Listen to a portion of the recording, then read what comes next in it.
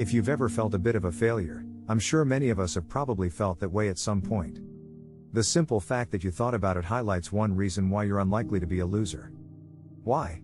Because I don't know if real losers ever see themselves that way. So what makes a loser a loser? Some might argue that it matters what car you drive, your job, or whether you're still living with your parents at 45. But these are just superficial traits that don't define us. Indeed, what makes someone a loser, or success, in life is deep down to our core. How do I know if I am a loser? Feeling like a loser in life happened when I tried to measure myself by the wrong scale. In other words, I have come to the conclusion that I cannot look at other people's lives from the outside and compare them to that.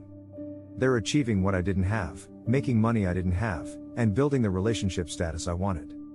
I don't know if you can relate, but you end up throwing yourself so many shoals. I should do this and I'm here now, you ought to be, under the weight of it all. You can't stand the chance of unfair expectations.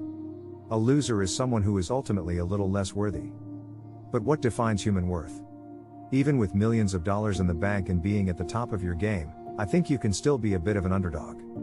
Ultimately, it is our character, not our ever-changing external environment, that truly defines us.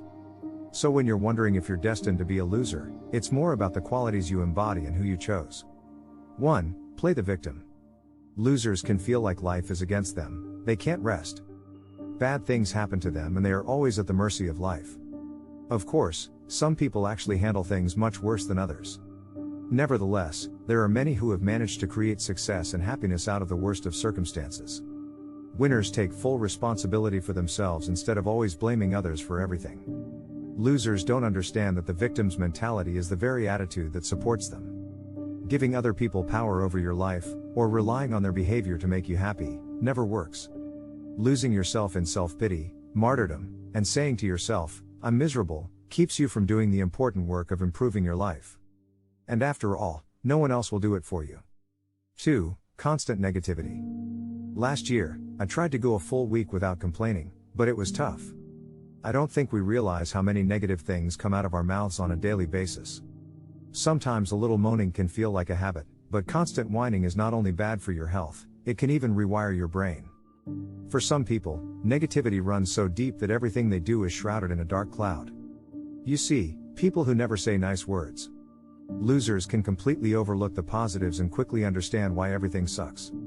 It's exhausting and heavy energy to be around, and that excessive whining will only make life worse. Realizing this and seeing how I chained my heart and then unleashed it was a big part of my realization that I didn't have to play the role of a loser for another day. 3. Complete lack of purpose.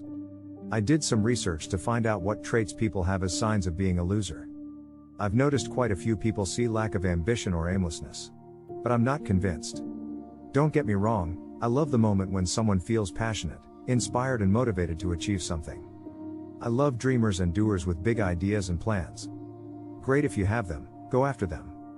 But I think many of us also feel the pressure to accomplish something in life in order to feel good enough. As if I had to. What if you don't have specific ambitions?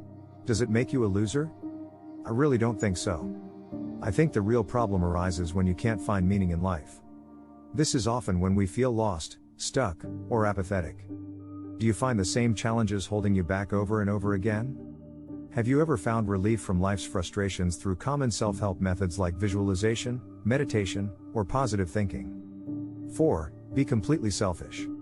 The inability to care for anyone but yourself leads to a very shallow existence.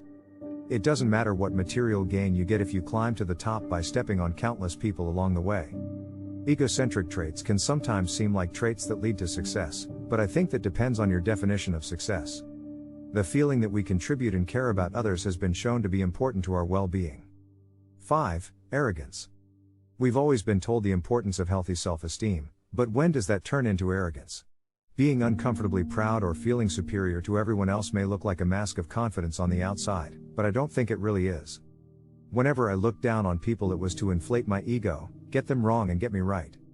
Real winners in life don't have to be cocky because they have nothing to prove. Their sense of self and accomplishment comes from within, allowing them to remain unintimidated and humble. Now, if you have any of these traits mentioned, understand that there is a way of fixing them if you put in the work.